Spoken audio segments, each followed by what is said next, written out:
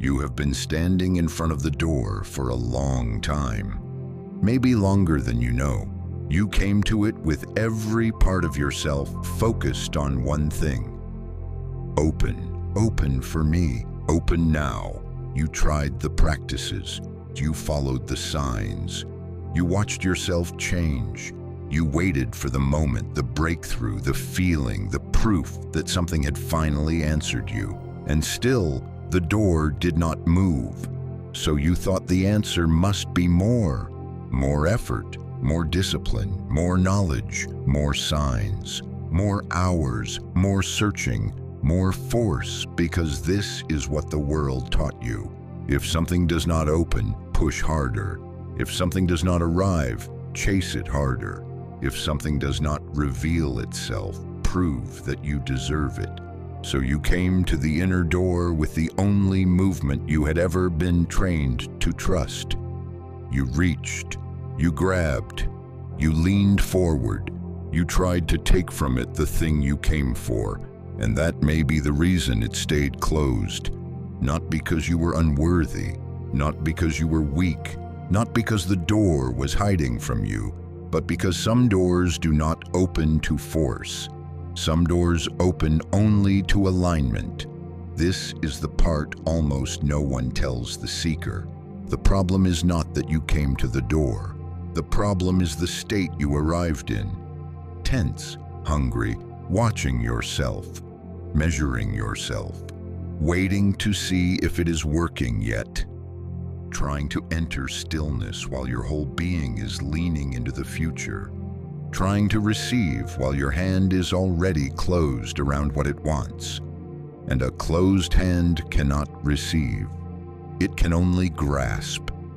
You already know this pattern. You know it in the body. The more desperately you try to fall asleep, the further sleep moves away. You can lie perfectly still. You can close your eyes. You can force the room into silence. You can command the body to rest. And still, something stays awake. Because sleep does not come to the part of you that tries to conquer it. It comes when the conquering stops. It comes when the one trying to control the gate finally disappears enough for the gate to open on its own. This is not only true of sleep, it is true of many doors. The moment you chase stillness, you disturb it. The moment you demand a sign, you narrow the space where signs can speak. The moment you force a vision, you fill the room with the noise of your wanting. The moment you watch yourself become spiritual, something false has already entered the room. And this is where the wound begins. Because you were not born like this. You were trained into this. From the beginning, the world placed a hand on your back and pushed. You have to learn. You have to perform. You have to succeed. You have to become something. You have to win. You have to prove. You have to keep going. You have to do more. Again and again, the same spell, until force started to feel like virtue, until pressure started to feel like discipline, until rest felt suspicious, until silence felt like failure, until receiving felt too easy to trust. So when you finally turned toward the inner life, you carried the same training with you, the same hunger, the same measuring, the same reaching. Only now it had spiritual clothing. You were no longer chasing grades, money, approval, status, or survival. You were chasing awakening, healing, signs, downloads, breakthroughs, the next door, the next level, the next proof that you were getting closer. But the movement was the same. The old world had followed you into the temple, and it taught you to knock on a sacred door with the hand of force. This is why the door did not open, not because effort is wrong. Effort is not the enemy. The seed still has to be planted. The path still has to be walked. The body still has to sit. The breath still has to be watched. The practice still has to be kept. The seeker still has to show up. But there is a difference between devotion and grasping. There is a difference between returning every day and demanding that the door reward you. There is a difference between preparing the ground and digging up the seed every morning to see if it has grown. One movement is alignment, the other is fear wearing the mask of discipline, and the door knows the difference. The old traditions knew this. They did not always speak the same language, but they kept pointing toward the same hidden law. The Taoists called it the way of not forcing, not doing nothing, not collapsing, not giving up, but acting from such deep alignment with the way that the action no longer tears against the pattern of things. The river does not conquer the valley. It follows what is deepest, and by following, it shapes the earth. The sage does not force the door. He becomes quiet enough to move with the law by which the door already opens. This is not passivity. It is a different kind of power, a power the force-trained world barely understands, because the world worships the fist. But the inner door does not. The inner door belongs to another order, and to enter that order, the seeker cannot remain shaped like the world that wounded him. This is why thresholds mattered. Every ancient doorway was more than stone.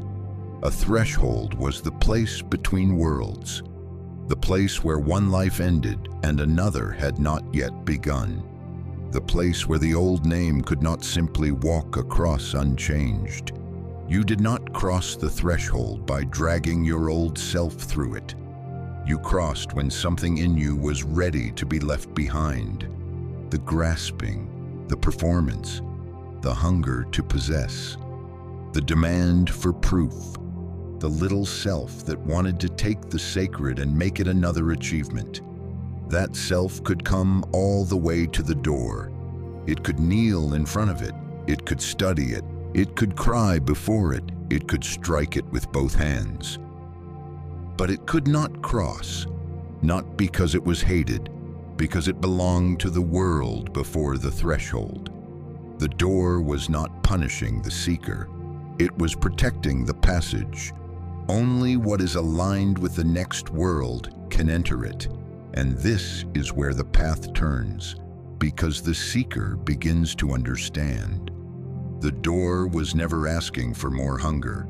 It was asking for a different state, not more noise, more stillness, not more proof, more trust, not more reaching, more presence, not less practice, cleaner practice, practice without the hand around the result, practice without turning the soul into a project, practice without standing over the silence and asking it to perform.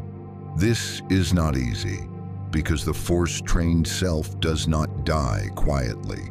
It wants to know if surrender is working. It wants to measure alignment. It wants to turn non-forcing into a new technique. It wants to ask how long it will take. It wants to use letting go as a strategy to finally get what it wanted. And that is still grasping, more subtle now, more spiritual, more hidden, but still the same hand on the same door. So the practice becomes very simple and very difficult. Stand at the door. Do not run away. Do not break it. Do not beg it. Do not decorate your waiting with performance. Just stand there, present, prepared, empty enough to receive, whole enough to be recognized. Let the body breathe. Let the mind stop rehearsing its own arrival. Let the hunger soften. Let the watcher fade. Let the hand that was trying to take slowly open, and in that opening, something changes. Not outside first, inside. The seeker who arrived as a separate thing trying to take from the universe begins to remember that he was never separate from it in the way he believed.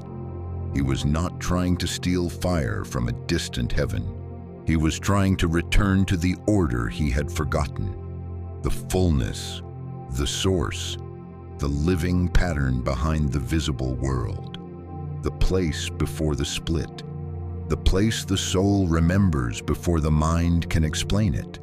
This is alignment, not becoming special, not getting chosen, not forcing the invisible to obey you, but coming back into harmony with what was always deeper than you, older than you, and still somehow inside you. The door opens to that, not to the performance, not to the hunger, not to the frightened self trying to win the path. It opens to the one who has stopped trying to take the sacred by force, the one who can stand before mystery without turning it into a possession, the one who can practice without demanding, wait without collapsing, listen without grabbing, approach without violence. This is why the thing you chase keeps moving, because chasing pulls you out of alignment with it. You reach towards silence and become noise. You reach towards stillness and become tension. You reach toward the door and become the very force the threshold was built to dissolve. So the counter move is not to abandon the path. It is to walk it differently. Show up. Every day if you must. Light the candle, sit in the dark, walk the corridor, return to the breath, stand before the door, but stop arriving as someone trying to take. Let the practice become an offering, not a demand. Let the waiting become part of the doorway. Let the silence be allowed to remain silent.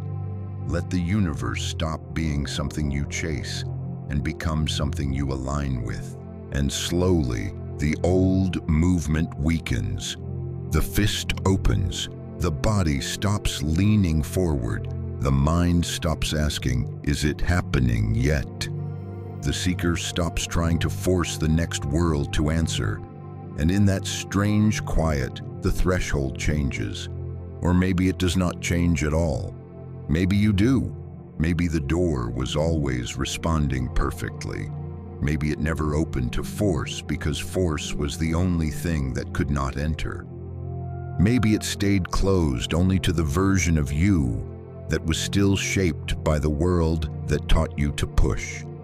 And when that version finally loosened its grip, something ancient recognized you, not as the one demanding entry, but as the one who had become ready to cross.